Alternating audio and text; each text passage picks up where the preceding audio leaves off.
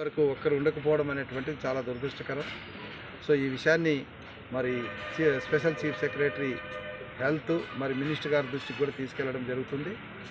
మా ఉద్దేశం ఒకటే, మేము డాక్టర్లను కానీ స్టాఫ్ నర్సులు కానీ లేదా పారామెడికల్ని కానీ ఇబ్బంది పెట్టాలని కాదు. ఏ ప్రజల కోసం అయితే మనం నియమించబడ్డామో ఆ ప్రజల కోసం సర్వీస్ చేయాలన్నటువంటి ఆలోచనతో మాత్రమే వాళ్ళని మేము కాస్త ఒత్తిడి చేయాల్సి వస్తుంది. వాళ్ళు అన్నిదా భావించాల్సిన అవసరం లేదు.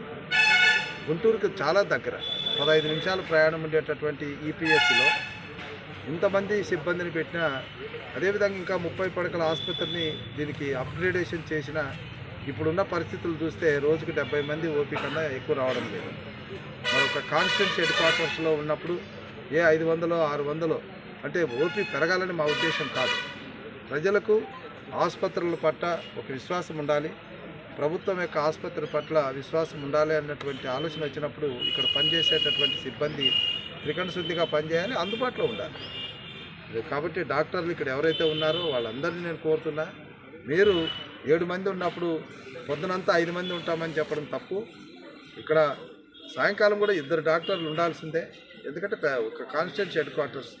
అలా కాకుండా మీరు ఎక్కడో ఉంటారు, ఒక స్టాఫ్ నర్సే డ్యూటీ చేస్తారంటే అది వీలయ్యే పరిస్థితి కాదు, సాధ్యమయ్యేటటువంటి పరిస్థితి కూడా ప్రజలు ఇబ్బంది పడతారు. సార్, కూటమి ప్రభుత్వం వచ్చి 8 నెలలు నిద్ర లేచిన తర్వాత కూడా ఇంకా ఆవలిస్తారు.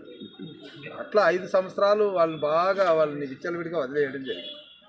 5 సంవత్సరాలు వైసీపీ పాలనలో వైఫల్యమే ఇంకా మాకు 5-6 నెలలుగా శాఖల మీద శాఖలు ఉన్నాయి.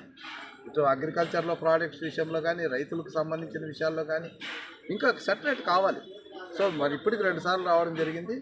నా ఉద్దేశంలో ఇక ఖచ్చితంగా మా మార్క్ పాలన స్టార్ట్ అవుతుంది. వీళ్ళందరూ కూడా సెట్ అవుతారు.